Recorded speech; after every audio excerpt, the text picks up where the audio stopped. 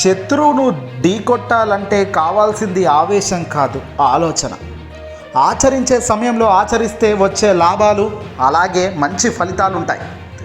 తాజాగా ఆంధ్రప్రదేశ్ ముఖ్యమంత్రి వైఎస్ జగన్మోహన్ రెడ్డి గారు తనదైన అసలు సిసలైన మార్క్ రాజకీయాలు చూపించాల్సిన సమయం వచ్చేసిందా?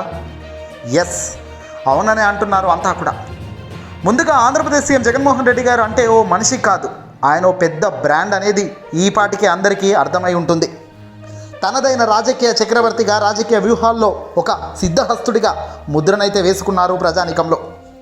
తనకు నచ్చింది చేస్తాడు, నమ్మితే ముందుకు వెళ్తాడు, నమ్మకపోతే ఎంత మిత్రుడైనా తీసి పక్కన పెట్టేస్తాడు. అలాంటి నైజాం, అలాంటి గట్స్, ధైర్యం ఉన్న ఏకైక ముఖ్యమంత్రిగా చరిత్రలో నిలిచడంలో కూడా జగన్ ముందు వరుసలోనే ఉంటారు. ఎంతకాలం బ్రతికామని కాదు, ఎలా బ్రతికామన్నదే ముఖ్యం అంటుంటాడు పదే పదే సీఎం జగన్మోహన్ రెడ్డి గారు. ఇక తాజాగా ఆంధ్రప్రదేశ్ 2024 ఎన్నికల్లో ఏపీలో మాత్రం పెను మార్పులు, కొత్త పొత్తులు, భూస్థాపితమైన కొత్త కొత్త పార్టీలు మళ్ళీ తెరపైకి వచ్చేందుకు తెగ యుద్ధం చేస్తున్న సంగతి మనం చూస్తూనే ఉన్నాం. ఇవన్నీ ముందే అంచనా వేసిన ముఖ్యమంత్రి జగన్ తనదైన వ్యూహంలో ముందుకు కదులుతున్నాడు. పార్టీ ముఖ్యం, మనుషులు కాదు అని క్లియర్ కట్గా ఒక అనాలిసిస్తో జగన్ అడుగులు వేస్తున్నారు. దీంట్లో భాగంగానే గతంలో నుంచి ఇప్పటికీ ఎమ్మెల్యేగా ఉన్న వాళ్ళ సంఖ్యలో ఎవరి పర్ఫార్మెన్స్ ఎలా ఉంది అనే దానిపై ఓ లెక్కలను పెట్టుకొని తీసి పక్కన పెడుతున్నాడు.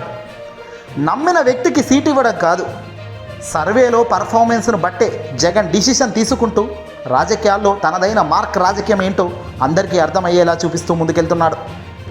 అయితే ఇప్పుడు ఏకంగా ప్రత్యర్థి ప్లేస్లో సొంత చెల్లెళ్ళు వైఎస్ షర్మిల కాంగ్రెస్లో తన పార్టీ విలీనం చేసిన సంగతి మనందరికీ తెలిసిందే.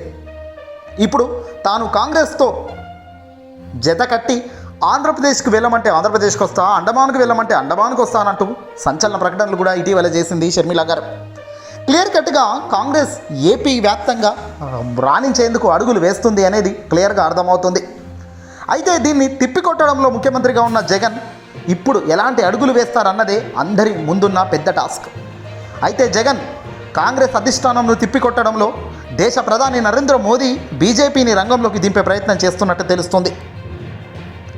మొదటి నుంచి కూడా కేంద్ర పెద్దలకు మంచి గౌరవం, ఆప్యాయత చూపిస్తూ వస్తున్న జగన్మోహన్ రెడ్డి గారు అవసరం అయిన ప్రతిసారి కేంద్రంకు మద్దతు తెలుపుతూనే ఉన్నారు ముఖ్యమంత్రి హోదాలో రాష్ట్ర వ్యాప్తంగా.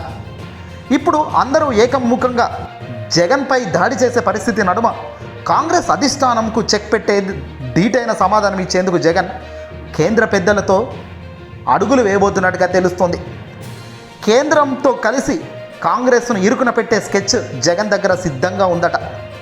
కేంద్రంలో కాంగ్రెస్ రావాలి అన్నా, కేంద్రంలోకి కాంగ్రెస్ అడుగు పెట్టాలన్నా ఏపీ కూడా చాలా కీలక పాత్ర పోషించాలి. కేంద్రంలో బీజేపీ కంటిన్యూ కావాలన్నా మోదీ సర్కార్కు అండగా దండగా జగన్ ఉండాల్సిందే. కేంద్రంలో కాంగ్రెస్ రాకుండా బీజేపీకి మద్దతు ఇస్తూ పోయే జగన్ ఏపీలో చెక్ పెట్టేందుకు, కాంగ్రెస్కు గట్టి దెబ్బ కొట్టేందుకు సంసిద్ధమవుతున్నారట. దీనికి కారణం రాబోయే రోజుల్లో మీరే చూస్తారంటున్నారు చాలామంది నిపుణులు. తెలుగుదేశం పార్టీ, కాంగ్రెస్ అధిష్టానం ఈ రెండింటిని టార్గెట్గా చేసుకొని ముందుకెళ్లే జగన్ గతంతో పోలిస్తే ప్రస్తుత బీజేపీ వైపు ఎలా ఉంది, కాంగ్రెస్ ఎంత నీచ స్థితిలో ఉంది అనేది కూడా జగన్ ప్రజానికం ముందు వివరిస్తారు. గతంలో మీ బిడ్డ జగన్ను 16 నెలలు జైల్లో పెట్టిన పార్టీ కాంగ్రెస్ పార్టీ అని, వైఎస్ రాజశేఖర రెడ్డి గారి పరువు నడి బజార్లో తీసిన ఈ వ్యక్తులు మళ్ళీ మన రాష్ట్రంలోకి అడుగులు పెడుతున్నాడు. మీ బిడ్డను ఒక్కడిని చేసి ఆటాడుకుంటున్నారు, మీ బిడ్డను కాపాడుకునే బాధ్యత మీ వైపే ఉంటుందని ప్రజల వైపు ప్రశ్నిస్తాడు. ప్రజానికం కూడా ఎమోషనల్కు ఖచ్చితంగా సింక్ అవుతారు.